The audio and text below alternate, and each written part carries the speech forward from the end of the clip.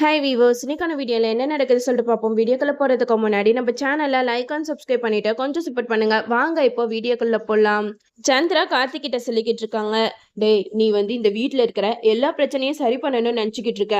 நீ எப்படியோ ஒரு காரணத்துக்காக இந்த குடும்பத்துக்குள்ள நுழைஞ்சியோ அதே மாதிரி தான் நான் இப்படியெல்லாம் பண்றதுக்கும் ஒரு காரணம் இருக்கு அப்படின்னு சொல்லிட்டு சந்திரா என்னமோ நல்லவ மாதிரி பேசிக்கிட்டு இருக்காங்க. இந்த சைடு கார்த்தி இதெல்லாம் கேட்டுட்டு, ஆமா நானாவது இந்த குடும்பம் ஒன்று சேரணும், எல்லாத்துக்குமே நல்லது நடக்கணும் அப்படின்னு சொல்லி தான் யோசிச்சுட்டு இருக்கேன். ஆனா நீங்க அப்படியா நினைக்கிறீங்க?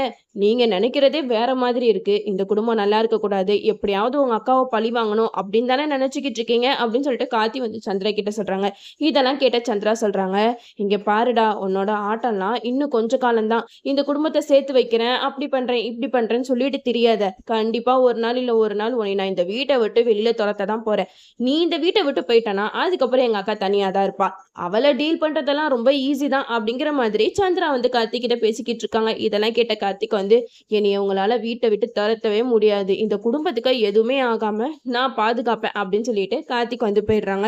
இந்த சைடு நம்ம ரேவதி கார்த்திக் கிட்ட கேக்குறாங்க, என்னாச்சு, எதுக்காக சித்தி உங்ககிட்ட பேசிக்கிட்டு இருந்தாங்க அப்படின்னு சொல்லிட்டு கேட்க, அதுக்கு கார்த்தி சொல்றாங்க, ஆமா அவங்களுக்கு என்ன சொன்னதே தான் சொல்லிக்கிட்டு இருக்காங்க, நான் இந்த மாதிரி எல்லாம் இருக்கிறதுக்கு ஒரு காரணம் இருக்கு அப்படின்னு சொல்லிட்டு சொல்றாங்க. அவங்க என்ன வேணாலும் நினைச்சிட்டு போட்டோம், ஆனா நான் இருக்கிற வரைக்கும் இந்த குடும்பத்துக்கு எதுவுமே ஆக விட மாட்டேன் அப்படிங்கிற மாதிரி கார்த்தி சொல்றதை கேட்டுட்டு ரேவதி செம்ம கடுப்பாக்குறாங்க. ஆமா, எப்ப பாரு சந்திரகலா கிட்ட இருந்து இந்த குடும்பத்தை காப்பாற்றணும், இந்த குடும்பத்துக்கு எதுவும் ஆக விடக்கூடாது, அதை பத்தியே தான் நினைச்சுக்கிட்டு இருக்கானே தவிர பொண்டாட்டி நான் ஒருத்திங்க இருக்கேன், என்னை பத்தி கொஞ்சமாவது யோசிக்கிறானா அப்படின்னு சொல்லிட்டு ரேவதி மனசுல நினைச்சுக்கிட்டு இருக்காங்க. அப்போ கார்த்தி சொல்றாங்க, ரேவதி நீ எதுக்குமே கவலைப்படாத, நான் இந்த வீட்டுல இருக்கிற எல்லா பிரச்சனையும் சரி பண்ணிட்டு உனக்கு நான் ஒரு நல்ல வாழ்க்கையை அமைச்சு கொடுத்துட்டு நான் இங்க இருந்து போயிடுறேன் அப்படின்னு சொல்றாங்க. இதெல்லாம் கேட்ட ரேவதி செம்ம கடுப்பாக்குறாங்க.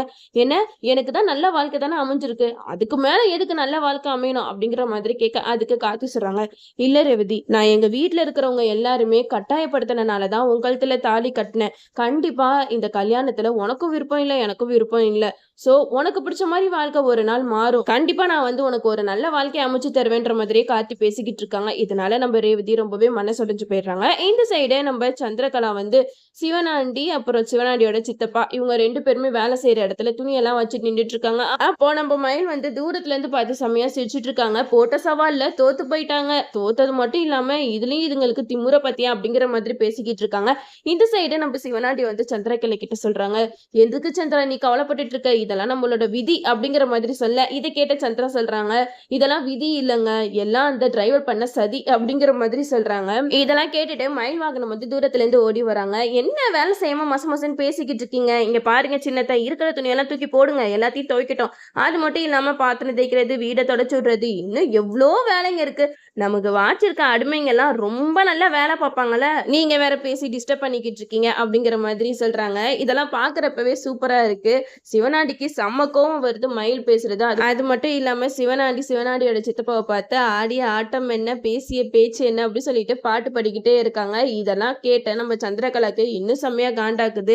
அது மட்டும் இல்லாம இப்போ ரெண்டு பேர் மட்டும் வேலை பார்த்துட்டு இருக்காங்க, நம்ம சந்திரகலா நின்று வேடிக்கை பார்த்துட்டு இருக்காங்க. நம்ம சிவனாண்டி சந்திரா நீயும் கூட மாட ஒட்டாசியா எங்களுக்கு வேலை பாரு அப்படிங்கிற மாதிரி சொன்னா இன்னும் சூப்பரா இருக்கும். நம்மளும் இனிமேட்டு என்ன நடக்குதுன்றத வெயிட் பண்ணி பார்ப்போம். ஓகே வீவர்ஸ், இந்த வீடியோ உங்களுக்கு பிடிச்சிருந்தா லைக் பண்ணுங்க, மறக்காம நம்ம சேனலை சப்ஸ்கிரைப் பண்ணிருங்க.